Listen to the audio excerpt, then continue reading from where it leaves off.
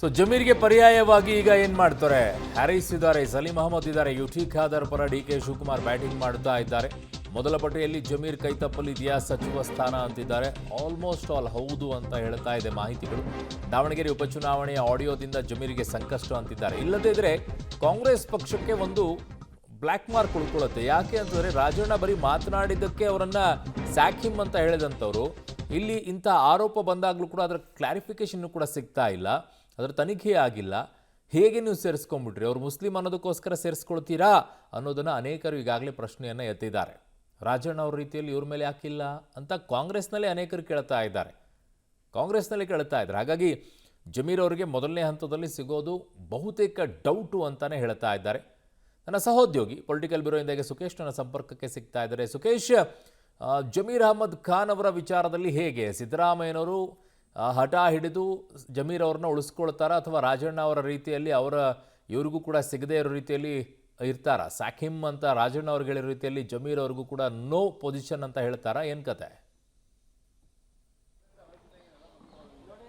ಖಂಡಿತ. ಯಾಕಂದ್ರೆ ಸಿಎಂ ಈ ವಿಚಾರದಲ್ಲಿ ಹಠ ಹಿಡಿದು ಮಾಡಿಸುವಂತ ಪರಿಸ್ಥಿತಿ ಸದ್ಯಕ್ಕಿಲ್ಲ. ಯಾಕಂದ್ರೆ ನಿನ್ನೆ ಬಿಡುವಂತ ಆಡಿಯೋ ಇರ್ಬೋದು ಅಥವಾ ಅವರ ವಿರುದ್ಧ ದಾವಣಗೆರೆ ದಕ್ಷಿಣ ವಿಧಾನಸಭಾ ಕ್ಷೇತ್ರದ ಉಪಚುನಾವಣೆ ಸಂದರ್ಭದಲ್ಲಿ ಕೇಳಿ ಬಂದಂತ ಆರೋಪಗಳಿರ್ಬೋದು. ಈ ಆರೋಪಗಳ ಕಾರಣಕ್ಕಾಗಿ ಅವ್ರನ್ನ ದೊಡ್ಡ ಮಟ್ಟದಲ್ಲಿ ಸಮರ್ಥಿಸಿಕೊಳ್ಳಕ್ಕೆ ಸಾಧ್ಯ ಆಗ್ತಾ ಇಲ್ಲ. ಯಾಕಂದ್ರೆ ಹಿಂದೆ ಏನು 2 ತಲೆದಂಡ ಆಯ್ತು, ಅದು ಜಬ್ಬರ್ ಅವ್ರದ್ದಿರ್ಬೋದು, ನಜೀರ್ ಅಹಮದ್ ಇರ್ಬೋದು, ಅದು ಕೂಡ ಸಾಕಷ್ಟು ಸಾಕ್ಷ್ಯಾಧಾರಗಳ ಆಧಾರವಾಗಿ ಆಗಿರುವಂಥದ್ದು.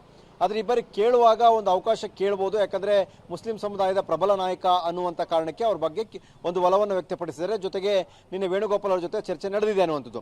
ಆದ್ರೆ ವೇಣುಗೋಪಾಲ್ ಕೂಡ ಇದೇ ಸಂದರ್ಭದಲ್ಲಿ ಜಮೀರ್ ಅವ್ರನ್ನ ಕೇರಳಕ್ಕೆ ಕರೆಸ್ಕೊಂಡು 30-40 ಕ್ಷೇತ್ರಗಳಲ್ಲಿ ಓಡಾಡಿಸಿದ್ರು. ಅಲ್ಲೂ ಕೂಡ ಪ್ರಚಾರದಲ್ಲಿ ಅವರು ತೊಡಗಿಕೊಂಡಿದ್ರು. ಆ ಒಂದು ಸಣ್ಣ ಬೆಂಬಲವು ಕೂಡ ಅವ್ರಿಗೆ ಇರಬಹುದು. ಆದ್ರೆ ಅಂತಿಮವಾಗಿ ಪಕ್ಷದ ಡಿಸಿಪ್ಲಿನ್ ವಿಚಾರ ಮುಖ್ಯವಾಗುತ್ತೆ. ಹಾಗಾಗಿ ರಾಜಣ್ಣ ಅವರ ವಿಚಾರದಲ್ಲೂ ಅಷ್ಟೇ ಪದೇ ಅವರಿಗೆ ಎಚ್ಚರಿಕೆ ಕೊಟ್ಟ ಹೊರತಾಗಿಯೂ ಕೂಡ ಅವರು ಮಾತನಾಡ್ಕೊಂಡು ಬಂದಿದ್ರು. ಆನಂತರ ಅವರು ರಾಹುಲ್ ಗಾಂಧಿ ಅವರ ನಿರ್ಧಾರದ ವಿಚಾರದ ಬಗ್ಗೆ ಮಾತನಾಡಿ ಹೇಗೆ ಸಚಿವ ಸ್ಥಾನವನ್ನು ಕಳೆದುಕೊಂಡ್ರು ಅನ್ನುವಂಥದ್ದು. ಈಗ ಸಚಿವ ಸ್ಥಾನವನ್ನ ಪಡಿಲಿಕ್ಕಾಗಿ ನಡೀತಿರುವಂತಹ ಲಾಬಿಯಲ್ಲಿ ಜಮೀರ್ ಅವರು ಕೂಡ ಪ್ರಬಲ ಲಾಬಿಯನ್ನ ಮಾಡ್ತಾ ಇದ್ದಾರೆ. ಅವರಿಗಿರುವಂತಹ ಆತಂಕವೇ ಸದ್ಯಕ್ಕೆ ದಾವಣಗೆರೆ ದಕ್ಷಿಣ ವಿಧಾನಸಭಾ ಕ್ಷೇತ್ರದಲ್ಲಿ ತಾವು ನಡೆದುಕೊಂಡ ರೀತಿ ಅನ್ನುವ ಬಗ್ಗೆ ಇರುವಂತಹ ಆಕ್ಷೇಪಗಳು ಮತ್ತು ಅವರ ವಿರುದ್ಧ ಕೇಳಿ ಬಂದ ಆರೋಪಗಳು.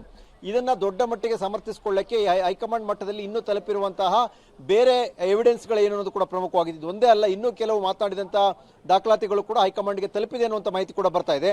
ಅವೆಲ್ಲವೂ ತಲುಪಿದಂಥ ಸಂದರ್ಭದಲ್ಲಿ ಹೈಕಮಾಂಡ್ ಕನ್ವಿನ್ಸ್ ಆಗಿದ್ರೆ ಇವರು ಪಕ್ಷ ವಿರೋಧಿ ಚಟುವಟಿಕೆಯನ್ನ ಮಾಡಿದ್ದಾರೆ, ಪಕ್ಷದ ಅಧಿಕೃತ ಅಭ್ಯರ್ಥಿನ ಸೋಲಿಸಲಿಕ್ಕೆ ಪ್ರಯತ್ನ ಮಾಡಿದ್ದಾರೆ, ಹಾಗೇನಾದ್ರು ಪಕ್ಷದ ಅಧಿಕೃತ ಅಭ್ಯರ್ಥಿ ಸೋತಿರೋದು ಬಿಜೆಪಿಗೆ ಲಾಭವಾಗ್ತಿತ್ತು, ಈ ಎಲ್ಲ ಕ್ಯಾಲ್ಕುಲೇಷನ್ಗಳು ಇಟ್ಕೊಂಡು ಪಕ್ಷ ವಿರೋಧಿ ಚಟುವಟಿಕೆ ಮಾಡೋರು ಎಷ್ಟೇ ಪ್ರಬಲರವಾಗಲಿ ಅವ್ರ ವಿರುದ್ಧ ನಾವು ಕ್ರಮವನ್ನು ಕೈಗೊಳ್ತೀವಿ ಅನ್ನುವಂಥ ನಿರ್ಧಾರಕ್ಕೆ ಏನಾರು ಬಂದ್ರೆ ಜಮೀರ್ ಅವರಿಗೆ ಸಚಿವ ಸ್ಥಾನವನ್ನು ಪಡೆಯುವಂಥದ್ದು ಸ್ವಲ್ಪ ಕಷ್ಟ ಆದರೂ ಆಗಬಹುದು.